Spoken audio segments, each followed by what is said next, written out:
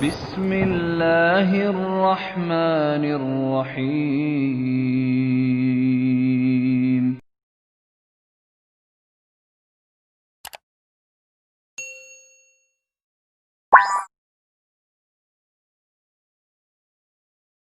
Sholat jamak adalah mengumpulkan dua waktu sholat dan dikerjakan dalam satu waktu.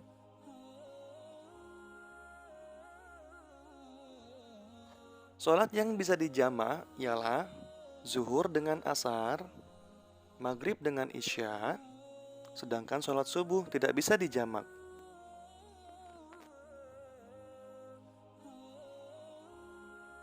Sholat jamak terbagi menjadi dua, yaitu jamak takdim dan jamak takhir.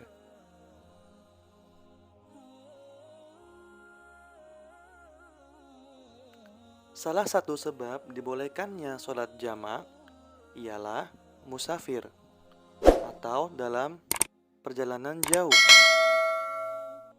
Jauhnya perjalanan sehingga dibolehkannya sholat jamak kurang lebih 81 km. Jamak takdim adalah mengerjakan sholat di waktu yang pertama. Contohnya, menjamak sholat zuhur dengan asar. Maka kedua sholat tersebut dikerjakan di waktu sholat zuhur. Sedangkan jamak takhir ialah mengerjakan sholat di waktu yang kedua. Contohnya, menjamak sholat maghrib dengan isya. Maka kedua sholat tersebut dilaksanakan pada waktu sholat isya.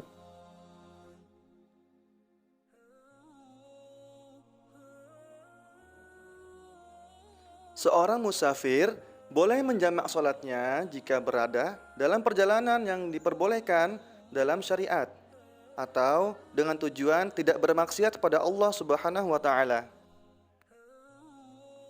Syarat-syarat jamak. Syarat-syarat jamak takdim yaitu yang pertama, tertib. Artinya dilakukan secara berurutan. Apabila musafir mau melakukan jamak sholat dengan jamak takdim, maka dia harus mendahulukan sholat yang punya waktu terlebih dahulu. Contohnya, musafir akan menjamak sholat maghrib dengan isya.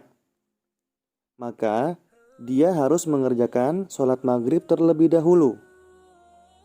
Apabila yang dikerjakan terlebih dahulu adalah sholat isya, maka sholat isyanya tidak sah.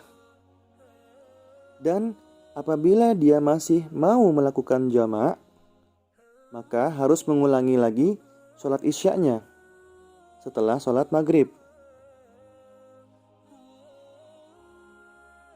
Yang kedua, yaitu niat jamak pada waktu sholat yang pertama. Apabila musafir hendak melakukan sholat jamak dengan jamak takdim, maka ia harus berniat jamak pada waktu pelaksanaan sholat yang pertama. Jadi, selagi ia masih ada dalam sholat yang pertama, waktu niat jamak masih ada.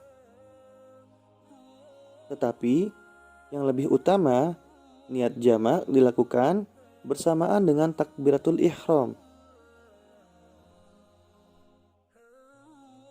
Adapun contoh bacaan lafal niatnya adalah contoh, niat sholat zuhur dijamak takdim dengan asar. Usolli fardhu zuhri arba'a raka'atin majmu'an bil asri jam'a taqdimin ma'muman au imaman lillahi ta'ala.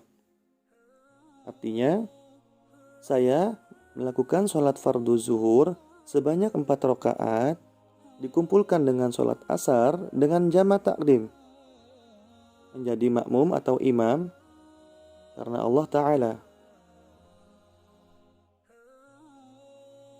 Contoh, lafal niat sholat maghrib dijamak dengan isya dengan jamak takdim. Usolli fardal maghribi 3 raka'atin majmu'an bil isya jam'a taqdimin ma'muman au imaman lillahi ta'ala. Artinya, saya melakukan sholat fardu maghrib sebanyak 3 rakaat dikumpulkan dengan sholat isya dengan jamak takdim menjadi makmum atau imam karena Allah Ta'ala. Yang ketiga, bersegera atau mualah. Maksudnya adalah antara kedua sholat tidak ada selang waktu yang dianggap lama oleh kebiasaan atau uruf. Apabila dalam jamak terdapat pemisah atau renggang waktu yang dianggap lama oleh uruf atau kebiasaan, seperti melakukan sholat sunnah, maka ia tidak dapat melakukan jamak. Yang keempat, yaitu masih berstatus musafir sampai selesainya sholat yang kedua. Orang yang menjamak sholatnya harus berstatus musafir atau orang yang sedang berpergian jauh sampai selesainya sholat yang kedua. Apabila sebelum melaksanakan sholat yang kedua ada niat mukim atau menetap, maka tidak boleh melakukan jamak sebab uzurnya atau alasannya dianggap sudah habis.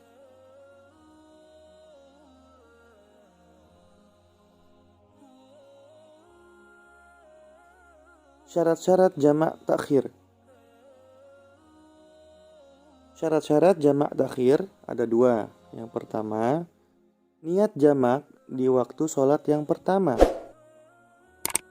Waktu niat dalam jamak takhir ialah mulai masuknya waktu sholat yang pertama sampai tersisa waktu kira-kira memuat 1 rakaat. Contohnya, yang akan dijamak takhir adalah sholat zuhur dengan asar. Maka niat jamak takhir bisa dilakukan mulai masuk waktu zuhur sampai tersisa waktu 1 rakaat.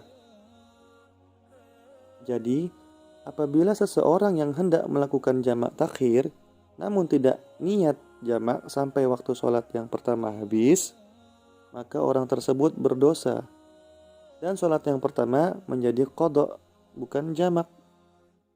Pada saat melaksanakan sholat tidak perlu niat jamak lagi. Cukup niat jamak yang sudah dilakukan pada waktu sholat yang pertama. Niat sholatnya seperti sholat biasa. Yang kedua, tetap berada dalam perjalanan sampai selesainya sholat yang kedua. Apabila sebelum selesainya sholat kedua, ia berubah status menjadi mukim,